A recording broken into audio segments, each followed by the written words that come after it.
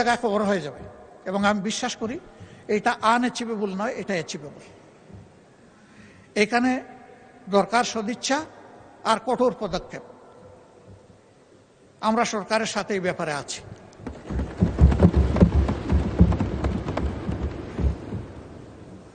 এই প্রবাসীরা আমাদের সম্পদ, তাদেরকে যেন আমরা যথাযথ সম্মান করতে পারি। আমি আবারও বলবো, গত সেশনে এই সেশনে যে ফ্রুটফুল ডিসকাশন হয়েছে, এর ভিত্তিতে কিছু একটা করেন, তাদের আস্থা ফিরে আসুক।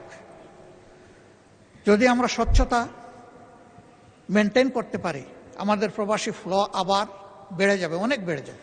আর না হয় মালয়েশিয়ার মতো বারবার বাধাগ্রস্ত হবে, এই খুলবে এই বন্ধ হবে, দরজা খুলবে জানালা বন্ধ হবে, জানালা খুলবে দরজা বন্ধ হয়ে যাবে। এই বিপদ থেকে বের হয়ে আসা দরকার। মাননীয় স্পিকার, এখানে এই বাজেটে আমাদের ৭১-এর মুক্তিযুদ্ধে যারা অংশগ্রহণ করেছেন তাদের পূর্বের ভাতাটা বহাল রাখা হয়েছে। খেতাবপ্রাপ্ত মুক্তিযোদ্ধাদের ভাতা কিছুটা বৃদ্ধি করা হয়েছে। আমি অনুরোধ করব সকলেরটা বৃদ্ধি করে দেন। প্রয়োজন সবার আছে। খেতাব যারা পেয়েছেন তাদেরকে তো জাতি আলাদা সম্মান করে, কিন্তু প্রয়োজনটা আছে সবার। এই জন্য সবাইকে এই জায়গায় সম্মানের জায়গায় আমরা নিয়ে আসি। গত 17.5 বছরে যত মানুষ জুলুমের শিকার হয়েছে, এমনকি 28 অক্টোবর থেকে, 28 অক্টোবর শুধু জামাতের লোকেরা নিহত হয় নাই, একদিনে 34 জন মানুষ বিরোধী দলের নিহত হয়েছিল। তার মধ্যে 14 জন জামাত ইসলামের, 20 জন বিএনপির। পল্টনের ঘটনাটা ছিল সবচাইতে লোমহর্ষক, হৃদয় বিদারক, অমানবিক, পাশবিক। এই জন্য এইটা রেকর্ডে গিয়েছে।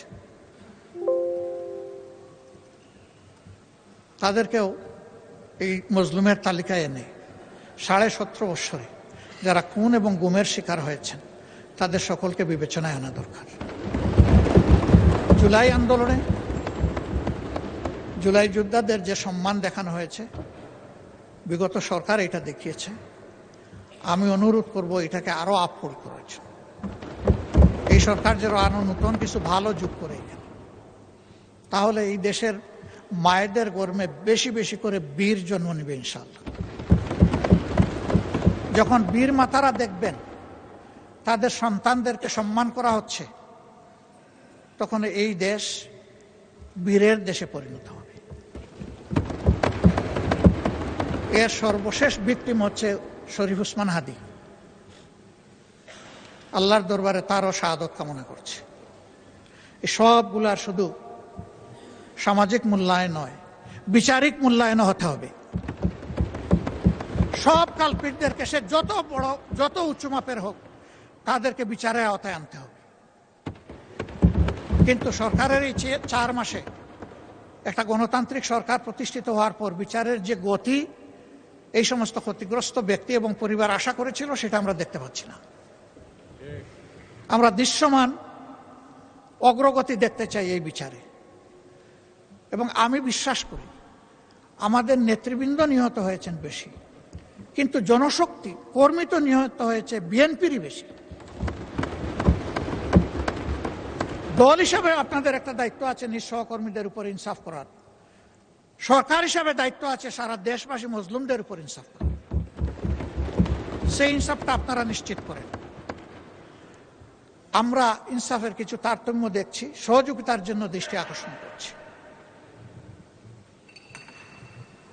প্রথম দিকেই সরকারের পক্ষ থেকে কিছু অনুদান দেওয়া হয়েছে 2টা ঈদে। একেবারে শেষ মুহূর্তে সময়ের কিয়ামত সময় গিয়ে আমাদেরকে বলা হয়েছে আপনাদের জন্য আছে, এ কাজটা করবেন না। সব জায়গায় সমাহারে দিবেন এবং একই সাথে সরকারি দল বিরোধী দল সবাইকে অবহিত করবেন। এটাকে তো আমরা খাবো না। হ্যাঁ, আমাদের দলের একজনের ব্যাপারে গতকালকে এখানে এক ভাই দাঁড়িয়ে কথা বলেছেন, আমরা তার ব্যাপারে দৃষ্টি দিয়েছি। এটা আমিও যদি হই তা আমাকেও আপনারা নিন্দা করবেন, অসুবিধা নেই। কিন্তু জনগণের হক শুধু আমরা বিরোধী দলের এমপি এই কারণে যেন নষ্ট না হয়।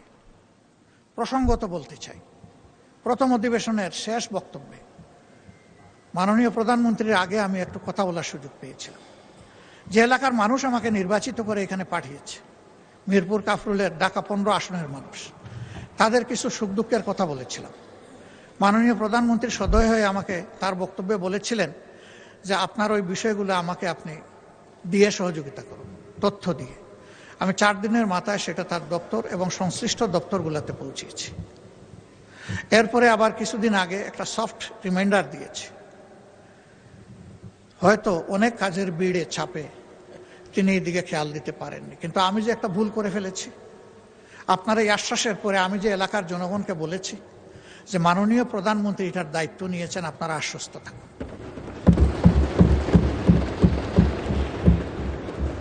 আমি মাননীয় প্রধানমন্ত্রীকে বলেছিলাম অবস্থাটা পানির জন্য কারবালার মতো, 1 ফোঁটা পানি পান করার সুযোগ দিন। পানির জন্য এখন ডেইলি সেখানে মানুষ বিক্ষোভ করে।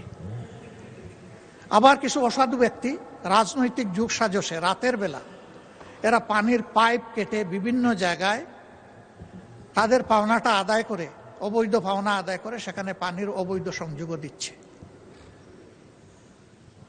মাননীয় প্রধানমন্ত্রী, এখন আর এই এলাকা আমার থাকে নাই, দায়িত্ব আপনি নিয়েছেন, এখন এই এলাকা আপনার।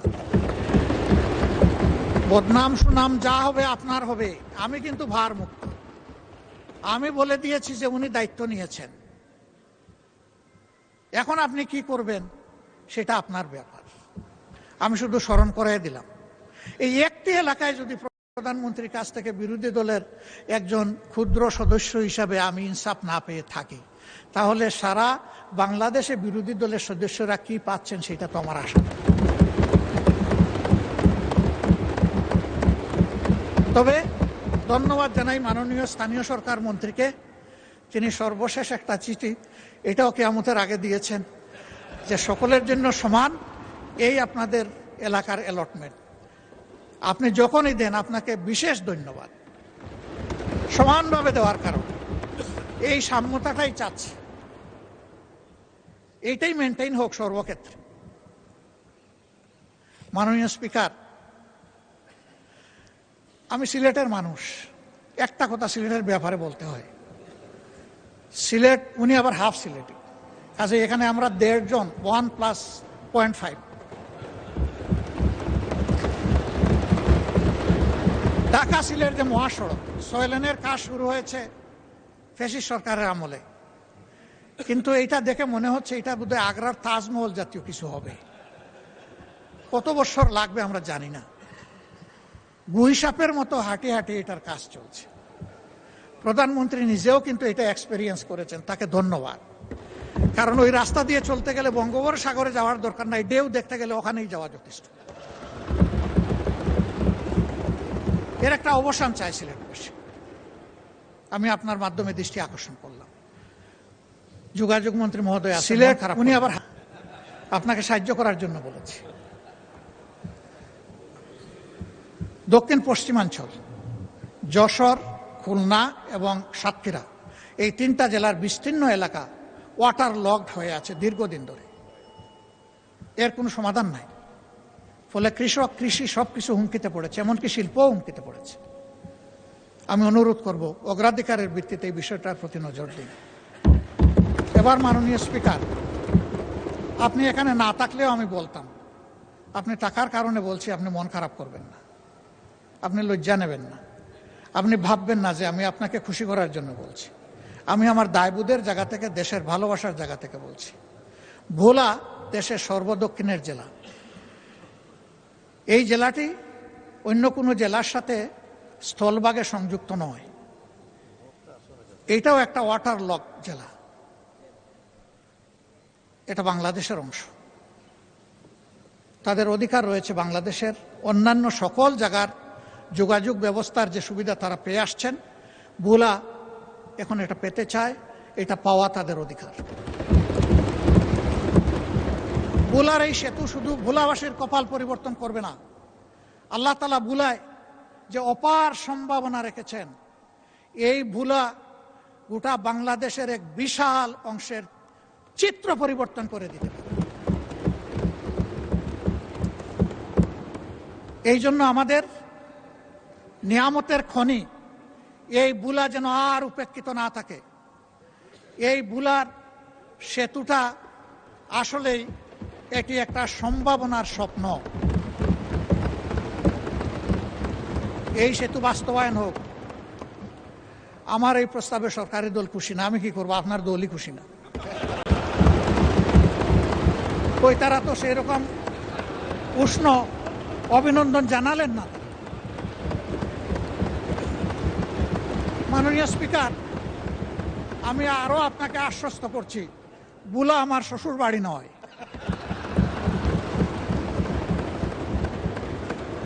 কিন্তু বুলা বাংলাদেশের অংশ।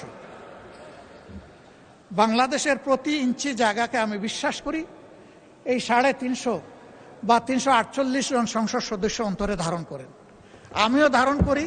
তাই আমার দায়বোধের জায়গা থেকে আমি কথাগুলো বলি। বুলার উন্নয়ন পুরা দক্ষিণ অঞ্চলের উন্নয়ন বয়ে আনুক, আমি দোয়া করি। আর আমি কথা বাড়াচ্ছি না, অনেক সময় নিয়ে নিছি। আপনি আনলিমিটেড দিয়েছিলেন, আসলে আমি আনলিমিটেড করে ফেলেছি। এই দিক থেকে আওয়াজ আসছে তিস্তা মহাপরিকল্পনা। আমি মাননীয় প্রধানমন্ত্রীকে অভিনন্দন জানাই আরেকবার। তার সফরের পরে অভিনন্দন জানিয়েছিলাম, আরেকবার অভিনন্দন জানাই। তিস্তা মহাপরিকল্পনা বিষয়ে তিনি শক্তিশালী বন্ধু দেশ চীনের সাথে কথা বলেছেন এবং পানি সম্পদ মন্ত্রী গতকাল তার বক্তব্যে আশ্বস্ত করেছেন যে ইনশাল্লাহ যে নামেই হোক কাজ শুরু হয়ে যাবে। আমরা নামের কাঙ্গাল নই, আমরা কামের কাঙ্গাল। কামটাই দেখতে চাই।